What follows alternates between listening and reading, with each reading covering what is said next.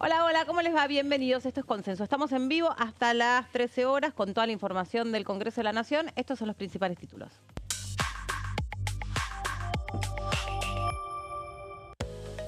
Reunión conjunta de Presupuesto y Hacienda y Energía y Combustibles. Obtuvo dictamen el proyecto para poder modificar el impuesto a los combustibles líquidos.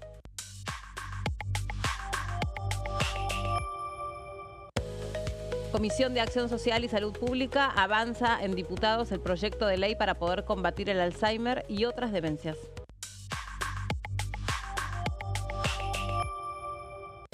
Emergencia del Garrahan y financiamiento universitario con el objetivo de dictaminar ambas iniciativas. Los proyectos se van a tratar el próximo martes. Bueno, presentamos al equipo. Hola, Carito, ¿cómo estás? ¿Cómo estás, Meli? ¿Cómo va? Buen jueves. Estaba pensando cómo me mareo con los días, pero ayer fue un día de dictámenes, Meli. La verdad que Emplazamientos y dictámenes. Día de emplazamientos y de dictámenes. Se cumplieron todos los objetivos de la oposición. Principalmente, y el que vamos a estar desarrollando, tiene que ver con los dos proyectos de los gobernadores que buscan redistribuir fondos para las provincias. Esto ya viene con media sanción del Senado y ayer la novedad, y lo vamos a estar desarrollando, tuvo que ver con una contrapropuesta que hizo el gobierno nacional con la que busca de alguna manera quebrar al conjunto de los gobernadores, abrir fisuras entre ellos que se venían manteniendo unidos y quizás forzar cambios que hagan que la discusión vuelva al Senado. Así que vamos a hablar de ese tema. Bueno, dale, ¿y lo tenés preparado en placas, Gonza? Sí. ¿Cómo va? ¿Cómo andás, Meli? Placer saludarte. Igualmente. A vos, a Caro, lógicamente, después de una jornada muy extensa aquí en la Cámara de Diputados con emplazamientos que derivaron en dictámenes y que ahora la gran pregunta es cuándo será la sesión, ¿no? Si el 20 de agosto, la semana próxima, cómo se está por lo menos fijando en las miradas, o el 27 de agosto como alternativa. Pero Todo con puede los cambiar. vetos, con el tema de los vetos. Y habrá que ver qué se hace, ¿no? Respecto a vetos, respecto a lo que tiene que ver con los emplazamientos, puede ser una mezcla de temarios, ¿no? Ok. En este sentido. Veremos. Claro, en porque definitiva. con lo de los vetos lo que se especulaba era que avanzara un poco más la campaña. Claro, exactamente. A ver. Respecto a la decisión política. Ajá, Ujú, exacto. sí, A sí, plantear esa sesión un poquito más adelante. sí, recordemos que tienen que respaldar aquí en la Cámara de Diputados la primera instancia de los vetos presidenciales. Recordemos que el presidente Javier Milei determinó respecto a lo que tiene que ver con la emergencia en el área de pediatría, con el articulado específico para el Garrahan y también con el aumento a los jubilados. ¿Sí? También otro tema, como dijo el presidente, lo mencionó como temas sensibles o... Causas nobles es lo que suele decir. Exactamente, causas nobles. Sí, un Exactamente. poco la idea, Meli, a ver, la oposición está trabajando en una sesión para el próximo miércoles, como decía Gonza. Hay que ver si llegan, porque bueno, estamos en plena definición del cierre de listas, ¿no?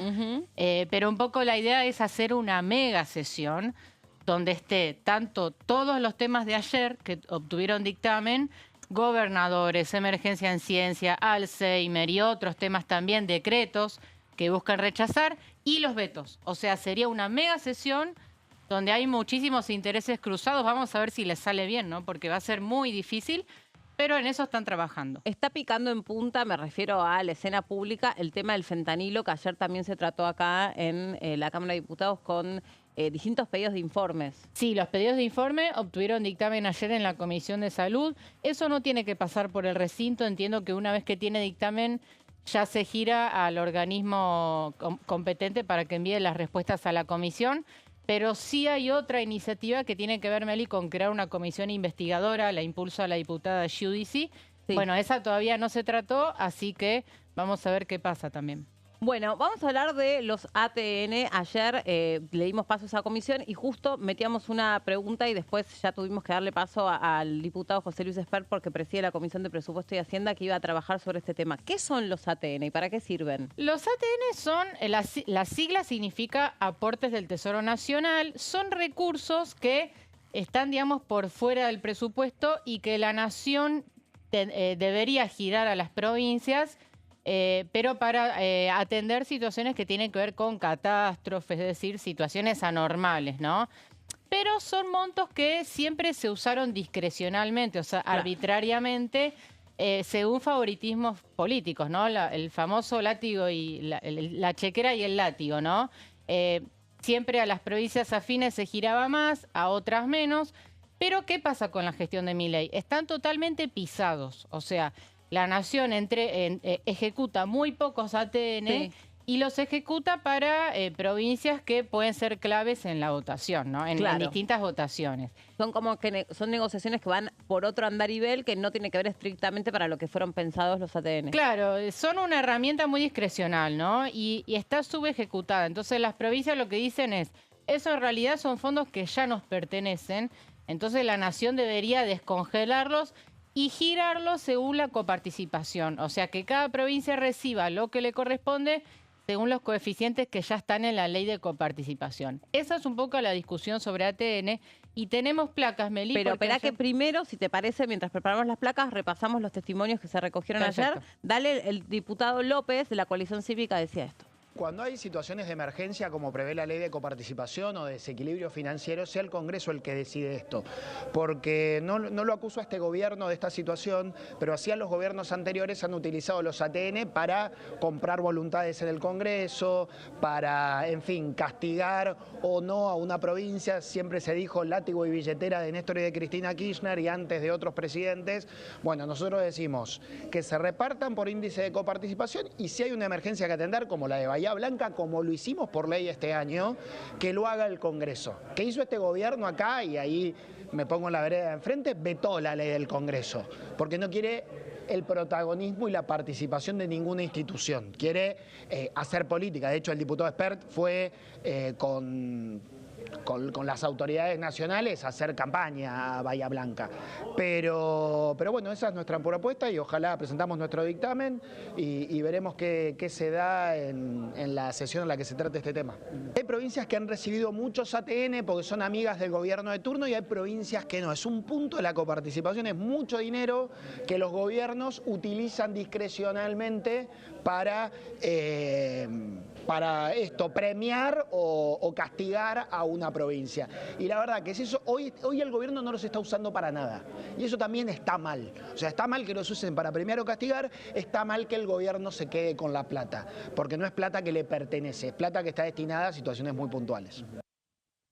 Bueno, está destinada a situaciones muy puntuales y recién decía la misma frase. La que dijiste misma, vos. sin haber hablado con el diputado López, pensamos lo mismo. Látigo y billetera, no, me imagino, pero bueno, es que es una expresión muy extendida, ¿o no? Sí, Muy sí, usada. sí, más con los ATN, que tal cual lo explicaba el diputado, bueno, son fondos que la nación no ejecuta y que le sirven para mostrar el número del superávit, ¿no? Perfecto. También tenemos la palabra de Laura Rodríguez Machado, la escuchamos. Lo que estamos tratando en la Comisión de Presupuestos es un proyecto que viene con media sanción del Senado, donde indica una distribución de los ATN. Los ATN son, según su ley de creación, un fondo que se reserva a la Nación para atender a cuestiones específicas de emergencia de las provincias. Bueno, este proyecto elimina ese fondo convirtiéndola nuevamente en coparticipación.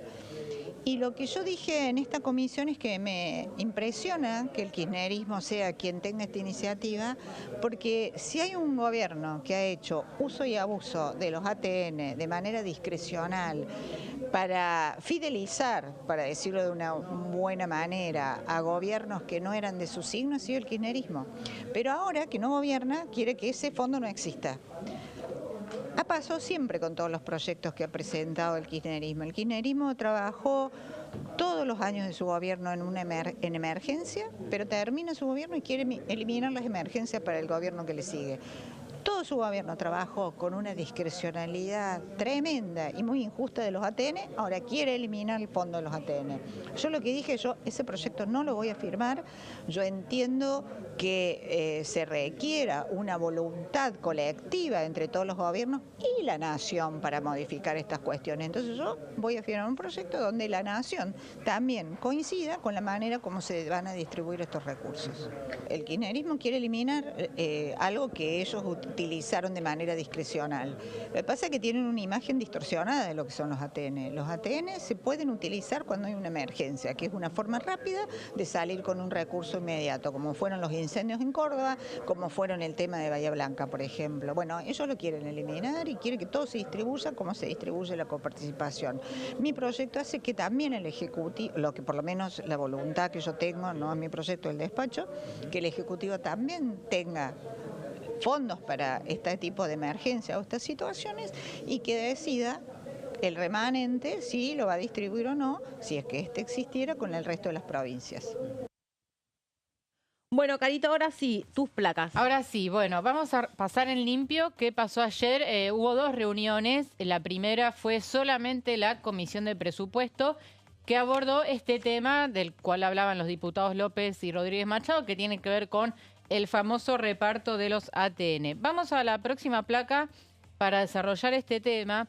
Y acá lo que hay que decir es que el dictamen de mayoría fue el que vino de la media sanción del Senado, ¿no? Es decir, el proyecto original de los 24 gobernadores, mejor dicho, 23 gobernadores y el jefe de gobierno porteño, que lo que busca es básicamente que los ATN se distribuyan según la coparticipación de manera automática y diaria. O sea, que todos los días por goteo las provincias vayan recibiendo un porcentaje de ATN según lo que les correspondería por coparticipación. Esa es la idea que plantearon los gobernadores y esto tuvo dictamen de mayoría con 27 firmas. ¿De quiénes fueron las firmas? Bueno, de los principales bloques de la oposición, ¿no? Unión por la Patria, Encuentro Federal, Democracia para Siempre e Innovación Federal. En esos bloques están contenidos varios de los gobernadores. Por supuesto, en Unión por la Patria tenés al pampeano Sergio Silioto. De hecho, el diputado Rauschenberger fue uno de los que argumentó a favor de este proyecto. El gobernador Quintela de La Rioja también representado. Bueno, obviamente Axel Kicillof, provincia de Buenos Aires. Después tenés en Encuentro Federal el gobernador Yarlora. No estuvo presente el diputado por Córdoba García Aresca, pero le cedió su firma a Paulón, que también acompañó. En Democracia para Siempre tenés al gobernador Sadir de Jujuy, a través del diputado Risotti, que también acompaña este proyecto. Y en Innovación Federal tenés a Gustavo Sáenz, por ejemplo, de Salta, que también acompañó. Es decir, ya un buen volumen de gobernadores acompañaron lo que viene del Senado. Pero, y acá voy a la principal novedad y a la próxima placa, aparece de repente un dictamen de minoría que no fue de rechazo, como todos pensábamos que iba a suceder, sino una propuesta alternativa, una contrapropuesta que presenta La Libertad Avanza junto con el PRO. Y también la novedad es que acompañaron 2 diputados que responden a 2 gobernadores. ¿Qué quiere decir esto? Que hay 2 gobernadores que ya se están abriendo del conjunto de mandatarios y que aceptarían ceder parte de su reclamo e ir por esta contrapropuesta. ¿Quiénes son esos 2 gobernadores? Alfredo Cornejo de Mendoza, que ya cerró un acuerdo electoral con La Libertad Avanza en esa provincia, y el gobernador Marcelo Orrego de San Juan, que tiene un sello propio, pero que en su momento fue parte de lo que era Juntos por el Cambio. Lisandro Nieri, del gobernador Cornejo, y la diputada Nancy Picón de San Juan acompañaron esta propuesta alternativa, que lo que propone es, en lugar de que los ATN se repartan de manera automática y diaria según coparticipación, propone que el remanente que haya de ATN, o sea, no todo el fondo, sino que si hay un remanente, se distribuya de manera mensual al final del ejercicio fiscal. O sea, es una propuesta más lavada, ¿no? Más light.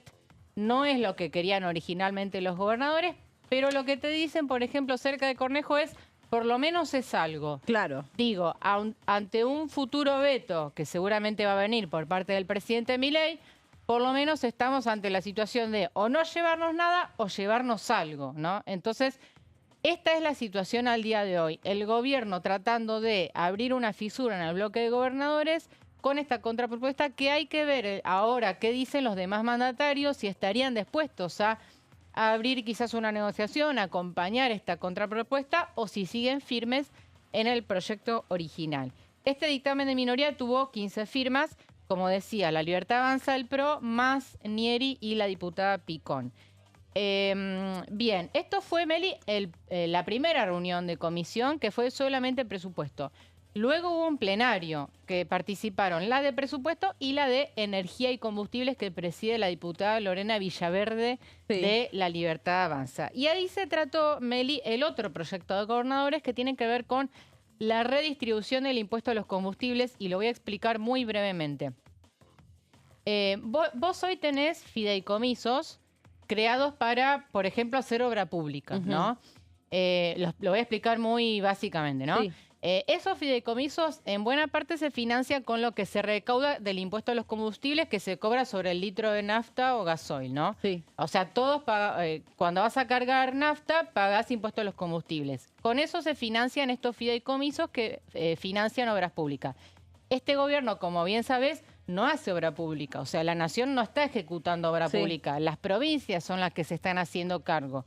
Entonces, ¿qué dicen los gobernadores?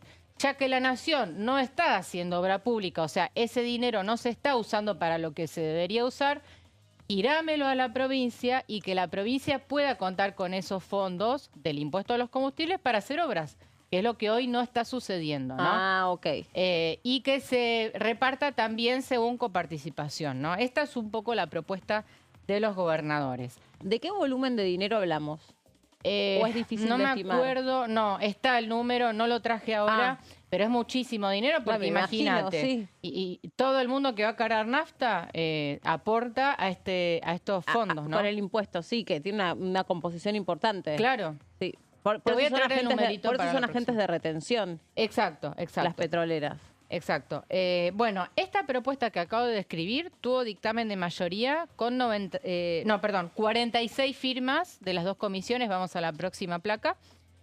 Con los mismos bloques, ¿no?, que acompañaron el proyecto de ATN, que son Unión por la Patria, Encuentro Federal, Democracia para Siempre e Innovación Federal. Y como digo, esto es la media sanción del Senado y es la iniciativa original de los gobernadores. Y vamos a la última placa porque acá otra vez aparece una contrapropuesta del gobierno nacional que plantea, a ver, el proyecto de los gobernadores planteaba una distribución de modo tal que las provincias se vieran más beneficiadas. Bueno, acá un poco lo que busca esta propuesta alternativa es que la nación no quede tan atrás, sino que se quede con un poco más de lo recaudado por el impuesto a los combustibles en detrimento de las provincias, ¿no? Y acá otra vez tenemos firmas de La Libertad Avanza, el PRO, y también otra vez Lisandro Nieri de Mendoza responde al gobernador Cornejo, Nancy Picón de San Juan de Producción y Trabajo, y se sumó otra cornejista como es Pamela Verasay del bloque UCR. Es decir, otra propuesta alternativa que también los gobernadores van a tener que ver ahora si les convence o no. Esto claramente abre otro escenario de cara a la votación, que posiblemente sea el próximo miércoles, ver si efectivamente los proyectos reciben cambios, van a tener que volver al Senado, que va a tener en definitiva la última palabra. Pero acá el gobierno claramente intentando ganar tiempo, forzar una negociación en última instancia y ver si logra evitar un nuevo veto, Meli. Hablábamos entonces de dos posibles sesiones, una para el 20, otra que puede ser para el 27. A ver, la del 20 se está trabajando, como bien decíamos, y la del 27 está previsto que venga Guillermo Francos. No sé si lo habían comentado. No lo comentamos Sí, todavía. a ver, los diputados ya enviaron las preguntas que tienen que enviar por escrito y la fecha tentativa no está convocada oficialmente, pero es el 27 la visita del jefe de gabinete. Bien. ¿Qué está previsto? Bueno, ya mañana es este famoso día no laborable, feriado puente y demás. ¿Qué está previsto para la semana que viene? Porque ya se llevaron a cabo todos los emplazamientos y dictámenes que estaban previstos. Y la novedad principal va a ser si hay o no sesión el día 20, Claro, el 20. que es el miércoles. El miércoles. A ver, Pasa que para ahí necesitan estar muy seguros del número. Y sí, más que nada el quórum, ¿no? Porque bueno, además son muchas iniciativas cruzadas donde se cruzan muchos intereses. Diputados que quizás acompañen el veto, pero no otros temas, o viceversa. Sí. Digo, va a ser una sesión muy compleja. Tiene la oposición que tener la misma inteligencia que tuvo en la última sesión, donde todos fueron triunfos, ¿no? Para la oposición, el orden de los temas también es importante, qué se vota primero, qué se vota después. Es todo un trabajo de ingeniería que los bloques en este momento están haciendo. Claro.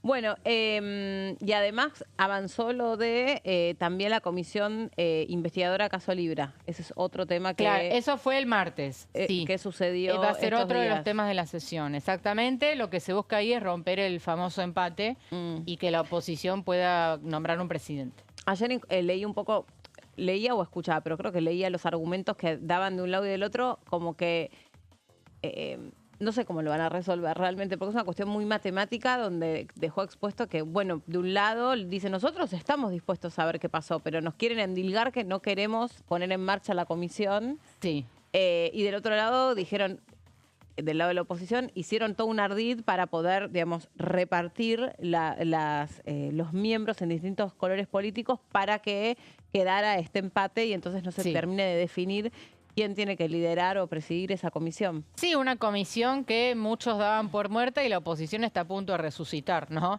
La verdad es que se pudo hacer solamente una informativa, recordás, Meli, con algunos presentes.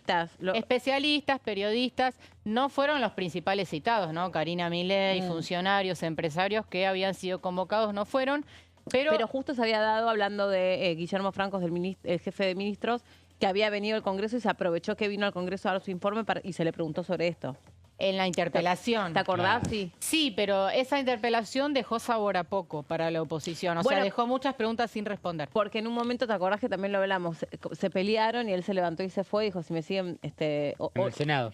Claro, si se sigue produciendo esta situación, la verdad que me llaman, no me dejan responder de la manera que yo quiero responder, me levanto y me voy y después no volvió. Claro, eso fue en el Senado en otra sesión, pero sí es cierto que la oposición quedó disconforme con las respuestas que dio Francos en la interpelación y por eso insisten en activar la comisión. Pero no solamente para citar a testigos, sino también lo principal, librar oficios a la justicia. O sea, que la comisión, libre oficios a la justicia para que pueda avanzar la causa judicial que en Argentina está muy demorada, ¿no? Y no así en Estados Unidos. En comparación con Estados Unidos, donde todos los días tenemos nuevas revelaciones. Sí, entonces, ahí está, me parece, el principal objetivo, ¿no? Librar oficios a la justicia. Y ojo lo que va a pasar con el fentanilo, me parece que empieza también a escalar este tema, porque ya son muchas las víctimas fatales y no se conoce si puede llegar a haber más. Incluso hay personas que dicen, no sé, ahora que pienso, mi familiar falleció en esas circunstancias, en ese hospital, pero los restos fueron cremados. Claro, las dudas. Y bueno, o sea, las víctimas ascienden y ascienden, son casi 100. Sí, exactamente. Son 96 en total hasta ahora. De las hasta que el se conocen, tal cual. Sí. O sea, por eso puede escalar. Sí, y ahora lo que hace el Gobierno Nacional es pedir que se recuse a el juez Ernesto Kreplak, que recordemos tiene el vínculo familiar con Kreplak, pero el ministro de Salud de la provincia de Buenos Aires, y como que hasta ahora y hasta el momento mucho, por lo menos esto es lo que aqueja el Gobierno Nacional, no está avanzando la investigación de cómo llegaron esas partidas.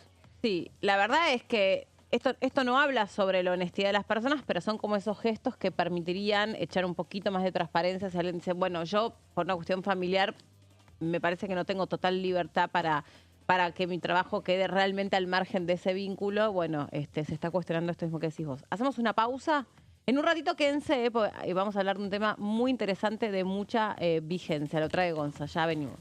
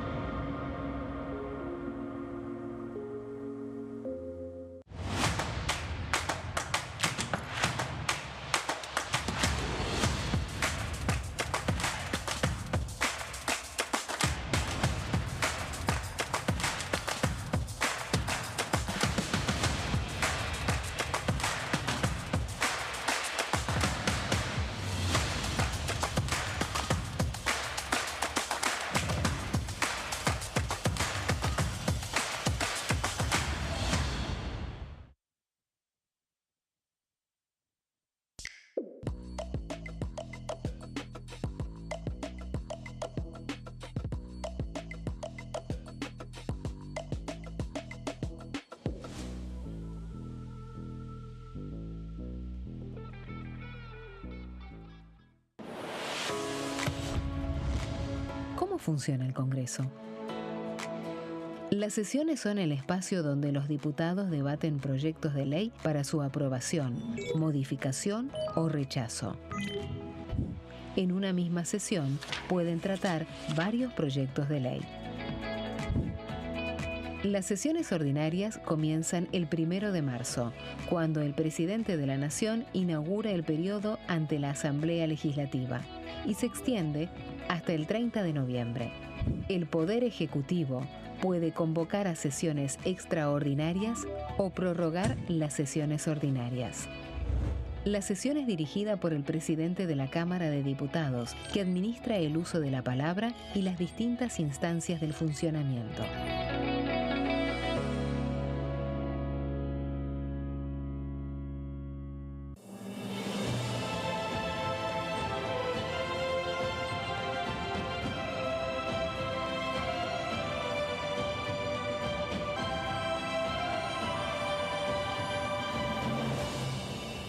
La bancada, de lunes a viernes, 13 horas.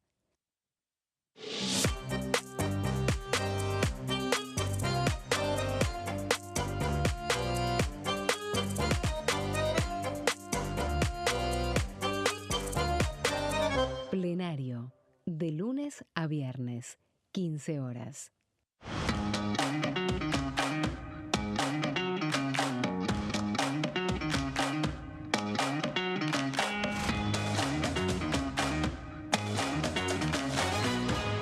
Pasos perdidos, de lunes a viernes, 16:30 horas. ¿Qué se vota este año? El domingo 26 de octubre se realizarán elecciones legislativas para renovar parte del Congreso de la Nación. La Cámara de Diputados se renueva por mitades cada 2 años. Este año se elegirán 127 diputados. La cantidad de bancas asignadas a cada distrito se determina en función de la población de cada provincia, asegurando un mínimo de 5 diputados para aquellas con menor cantidad de habitantes. En tanto, el Senado está conformado por 72 integrantes y cada 2 años se renuevan por tercios. Este año finalizan su mandato 24 senadores que fueron electos en 2019. ¿Qué elige cada región en la elección nacional? Región Noroeste, NOA. Jujuy renueva 3 bancas en la Cámara de Diputados. Salta renueva 3 bancas en el Senado. Renueva 3 bancas en la Cámara de Diputados. Catamarca renueva 3 bancas en la Cámara de Diputados. Tucumán renueva 4 bancas en la Cámara de Diputados. Santiago del Estero renueva 3 bancas en el Senado. Renueva 3 bancas en la Cámara de Diputados. La Rioja renueva 2 bancas en la Cámara de Diputados. Región Noreste, NEA. Formosa renueva 2 bancas en la Cámara de Diputados. Chaco renueva 3 bancas en el Senado. Renueva 4 bancas en la Cámara de Diputados. Misiones renueva 3 bancas en la Cámara de Diputados. Corrientes renueva 3 bancas en la Cámara de Diputados. Región Cuyo. San Juan renueva 3 bancas en la Cámara de Diputados. San Luis renueva 3 bancas en la Cámara de Diputados. Mendoza renueva 5 bancas en la Cámara de Diputados. Región Pampeana. Santa Fe renueva 9 bancas en la Cámara de Diputados. Entre Ríos renueva 3 bancas en el Senado. Renueva 5 bancas en la Cámara de Diputados. Córdoba renueva 9 bancas en la Cámara de Diputados. La Pampa renueva 3 bancas en la Cámara de Diputados. Buenos Aires renueva 35 bancas en la Cámara de Diputados. Ciudad Autónoma de Buenos Aires renueva 3 bancas en el Senado. Renueva 13 bancas en la Cámara de Diputados. Región Patagónica. Neuquén renueva 3 bancas en el Senado.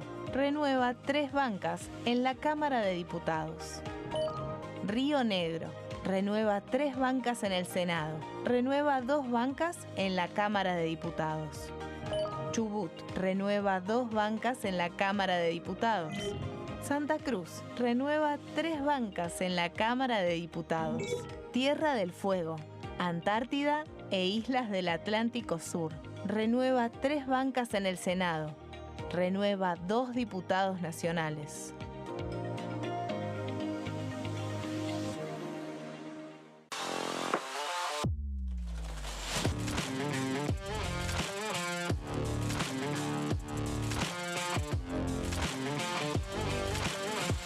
Orden del día, de lunes a viernes, 11 horas. ¿Qué función cumple el Congreso? El Congreso ejerce su función legislativa a partir de la deliberación y sanción de leyes que busquen el bien común de todos los habitantes. Durante 2024 se sancionaron 44 normas de enorme trascendencia, como la Ley Bases y Puntos de Partida para la Libertad de los Argentinos, la Ley de Medidas Fiscales Paliativas y Relevantes y la Boleta Única de Papel. La Constitución Nacional determina las atribuciones del Congreso, las cuestiones sobre las cuales puede y debe legislar, así como sus limitaciones. También establece la relación entre los distintos poderes, que es fundamental para equilibrar el sistema republicano. Además de legislar, el Congreso tiene la función de ejercer el control del Poder Ejecutivo. Entre otras atribuciones, ese control incluye el pedido de informes, las interpelaciones, la actuación de la Auditoría General de la Nación, dependiente del Congreso, la posibilidad de solicitar juicio político y la aprobación de las cuentas de inversión. Desde la reforma constitucional de 1994, el jefe de gabinete de ministros tiene la obligación de concurrir periódicamente al Congreso para informar acerca de la marcha del gobierno. Este informe se realiza alternadamente en cada Cámara del Congreso.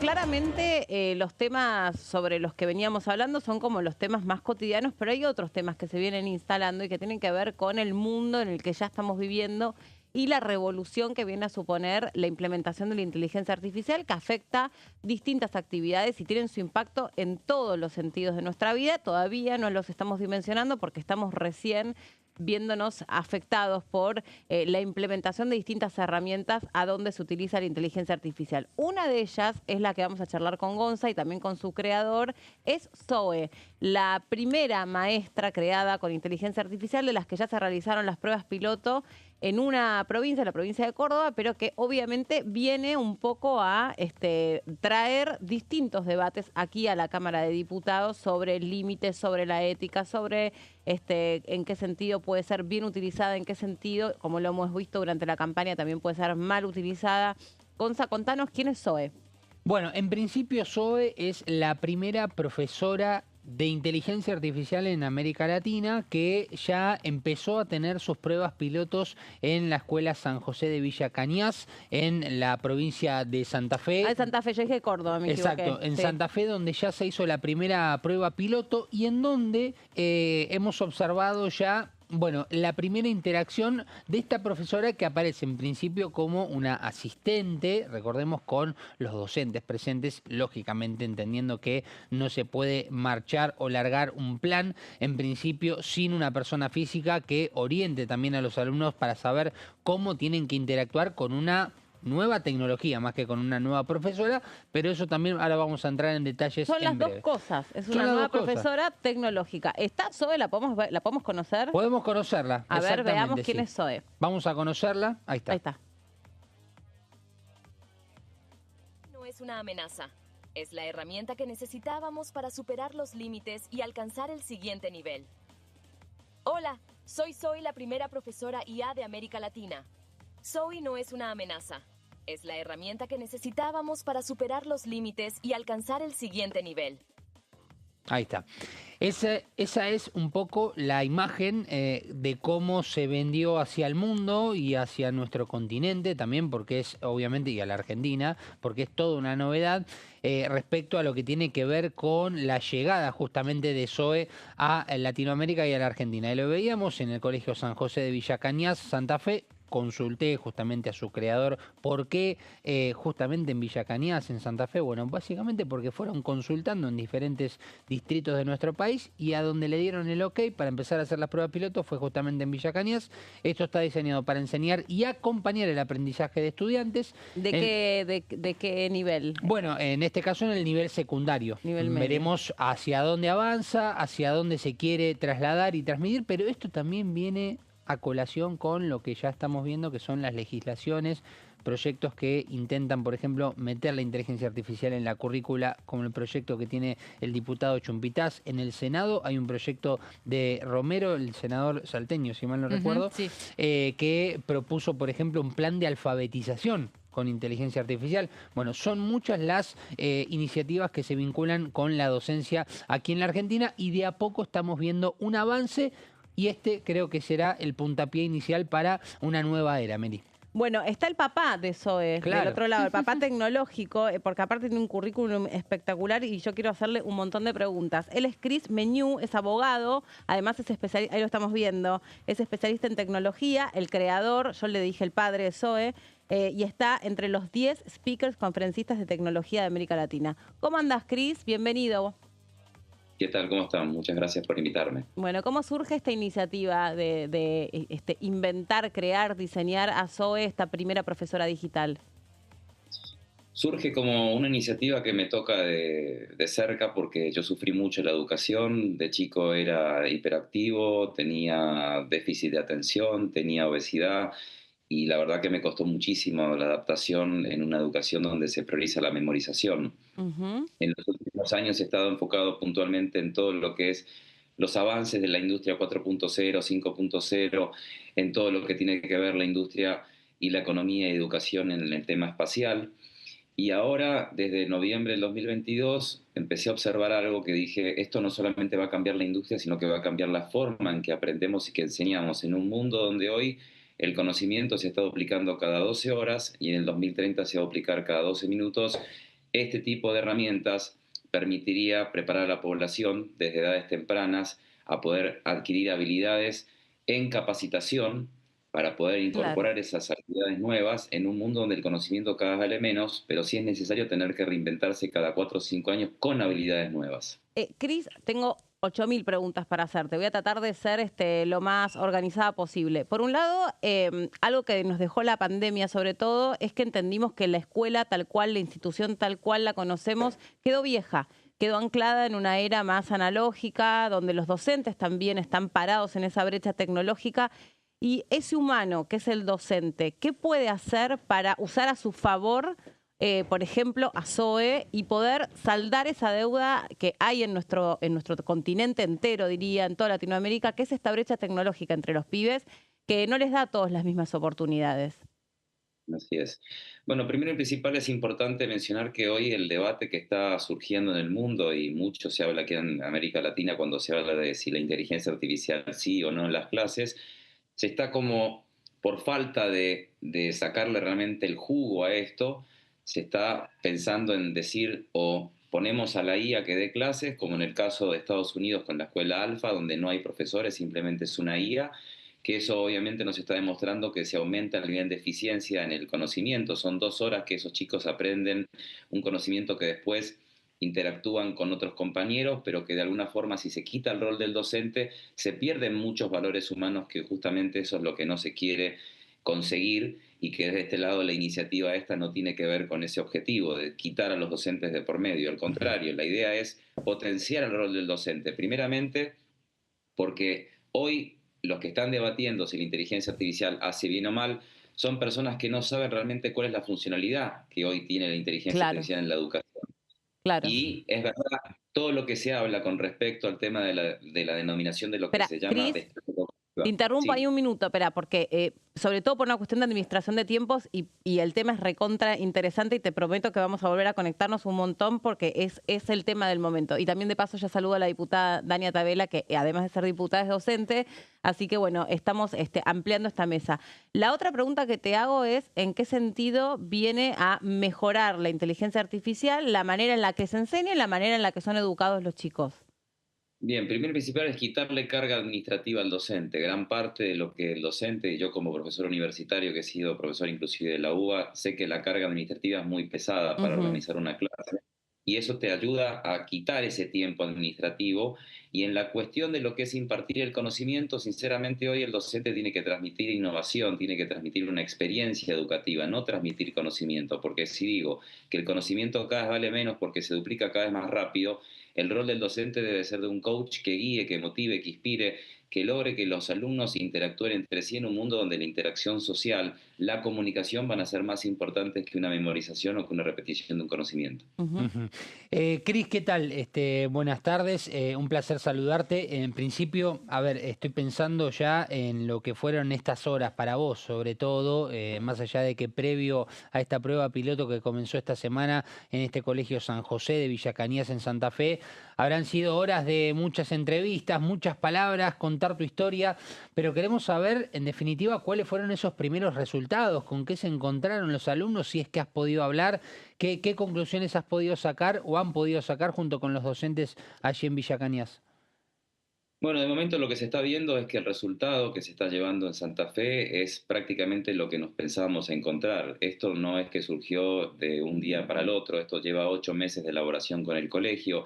En el medio pedir permiso a la intendencia para que se pueda hacer esta actividad extracurricular, en el medio hablar con los padres, que los docentes vean de qué trata todo esto, que quiten ese miedo de que los van a reemplazar con una IA, que se vea obviamente que esto es un complemento a nivel educativo necesario, que si no hacemos algo, de lo contrario va a haber una descarga cognitiva que va a hacer que los jóvenes dejen de pensar y sobre todo, mucho peor, que dejen de interactuar entre sí. Entonces esto, si se lo lleva bien, puede ser una herramienta muy positiva, y de hecho es lo que se está viendo.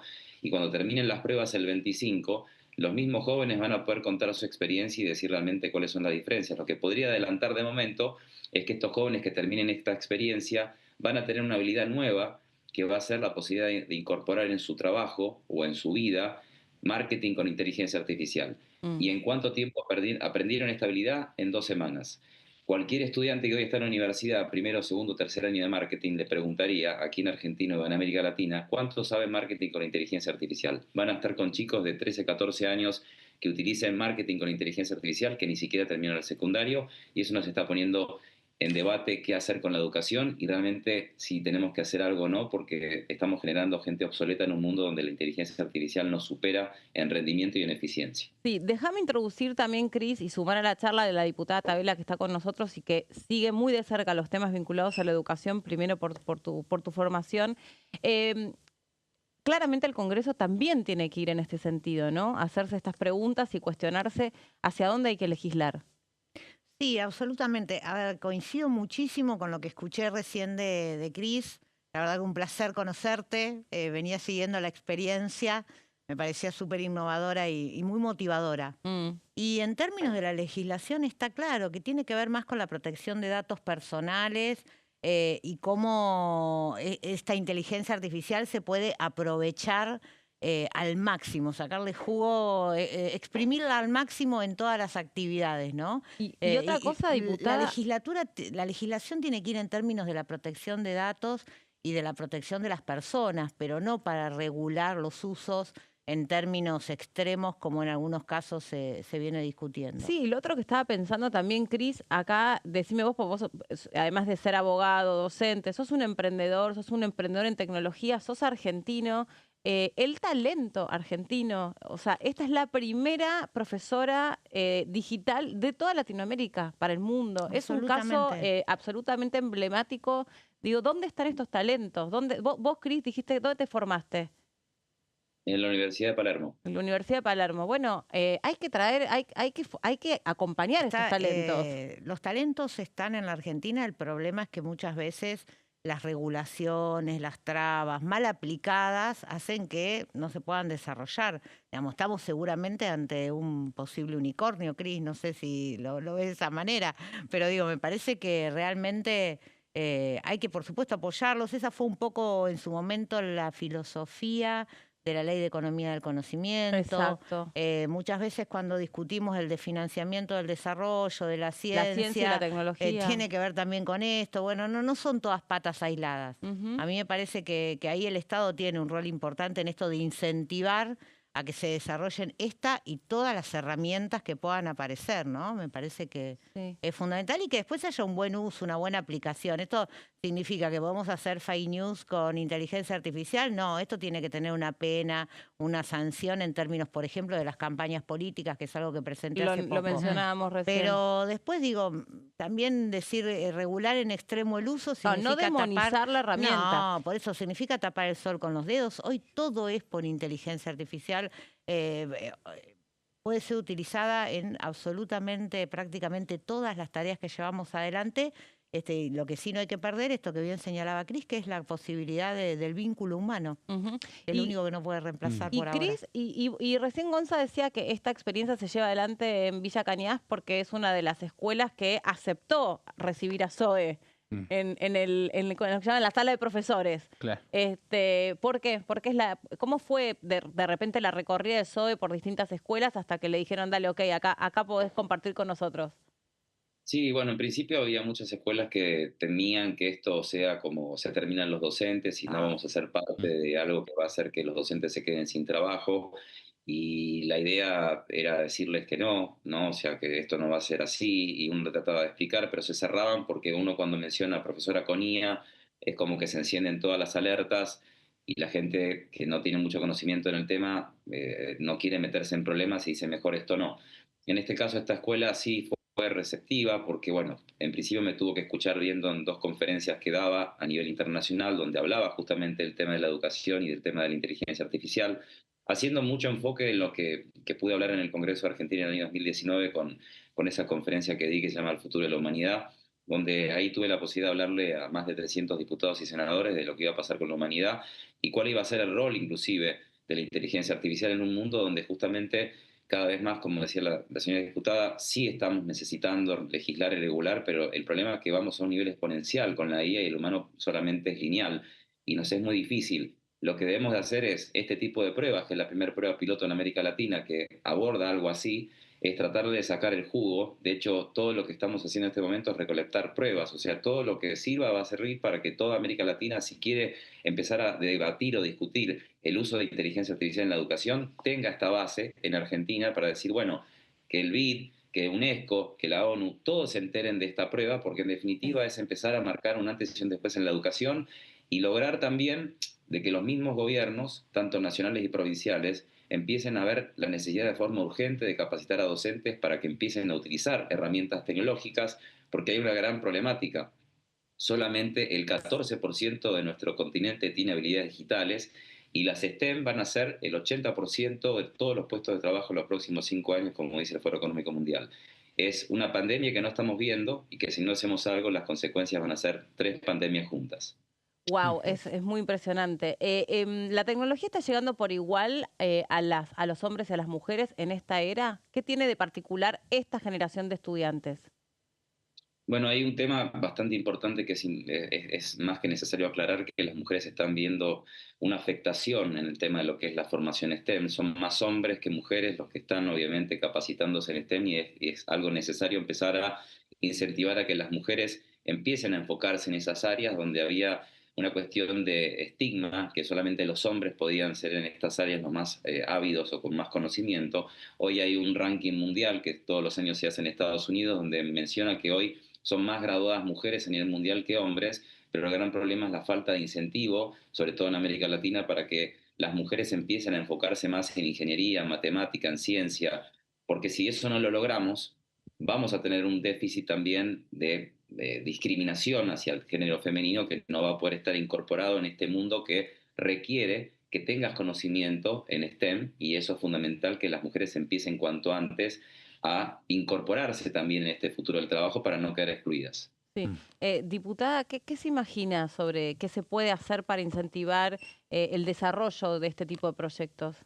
Hay un montón de cuestiones. Lo primero tiene que ver con capacitar a los docentes. Y después hay una parte que toca de batalla cultural, entre comillas, que es esto de librarnos de los prejuicios, ¿no? Esta idea de, ay, viene la docente de IA y nos vamos a quedar sin trabajo los docentes. Y la verdad es que me parece que tiene mucho más que ver con librar esa batalla a través de este tipo de experiencias, de procesos y la capacitación del docente, ¿no? Es algo que los docentes que realmente amamos la profesión docente debatimos en cuánto café nos tomamos en cualquier espacio que tenemos, porque todos sabemos que tenemos que cambiar nuestra manera de evaluar, porque hay que aprovechar la inteligencia artificial para evaluar también al alumno. Nosotros, Cris lo decía muy bien, no tendría ningún sentido que el docente vaya a repetir conocimiento como cuando a lo mejor se formó Cris o me formé yo, porque no teníamos acceso a todo esto. Claro. Hoy el docente tiene que ayudar a buscar ese conocimiento, ayudar a interpretarlo, generar vinculación entre los equipos, que los chicos mejoren sus habilidades de comunicación y de trabajo en equipo, que en definitiva, y de liderazgo, aquellos que tienen la capacidad de hacerlo, que en definitiva es lo que les va a demandar el mundo productivo en el que se van a insertar. No les va a demandar saber la definición exacta de tal cosa porque la van a poder encontrar más rápidamente. Sí, lo impresionante de todo esto, Cris, ya nos quedan poquitos minutos, te aviso, es que el futuro, antes cuando nosotros pensábamos el futuro era un futuro a 20, 30 años, el futuro es 5 años, 4 años. Esto también nos pone en otro lugar como actores de esta sociedad y como personas que tienen que estar a la altura de estos procesos. ¿Cuándo van a estar los resultados de los primeros análisis de cómo interactuó Zoe con los alumnos? Para cerrar, Cris. Bien, sí, las métricas ya están, son las que avancé someramente comentándoles que son positivas hasta ahora las métricas que se están teniendo, pero finalmente se va a terminar el 25, que es la semana que viene, y la idea es que después estos chicos sigan trabajando y hagan una presentación en el colegio en octubre. Muchos de ellos ya están pensando en armar su propio emprendimiento con marketing e inteligencia artificial y desemboca en diferentes áreas, los que van a ver para su familia el uso de este conocimiento, los que lo usen justamente para ser emprendedores, o sea que esto dispara muchísimas áreas, no solamente el adquirir un conocimiento que no me sirve para nada, ¿no? O sea, estoy adquiriendo un conocimiento que lo estoy personalizando gracias a la IA, estoy logrando la interacción 24/7 y a su vez estoy resolviendo un tema que quiero resolver cuando tengo ese conocimiento. Gracias, un placer enorme, felicitaciones y un saludo a Zoe. Así será. Muchas gracias. Muchísimas gracias. Seguimos en contacto de este desarrollo. Bueno, el 25 dijo que son las primeras pruebas piloto. Exacto. En este contexto seguimos debatiendo sobre las universidades, sobre la ciencia, sobre la tecnología, un stream que es furor, mostrando una estrella de mar. Bueno, me parece que también la sociedad está empezando a expresar a través de los talentos, a través de estos actores tan importantes que ahí están y que son argentinos y que tienen mucho para aportar. Sí, que justamente la tecnología te permite, ¿no? Por ejemplo, disfrutar de este stream. Porque yo les digo la verdad, si no existiera, ¿cómo nos enteraríamos de estas investigaciones? No. Los comunes, los normales. Lo hablábamos la otra vez. Nosotros que no somos oceanógrafos. No somos oceanógrafos, ni biólogos marinos, ni trabajamos en el CONICET. ¿Cómo lo veríamos? Teníamos que leer un paper. Sí. Con alguna foto, con alguna imagen aburrida. digital. Se popularizó de alguna manera. Hoy, claro, esto es un poco lo que creo que decía Cris cuando yo estaba llegando y lo venía escuchando. Digamos, hay una democratización del conocimiento, Claro. que nosotros lo que sí tenemos que garantizar es la posibilidad de acceso.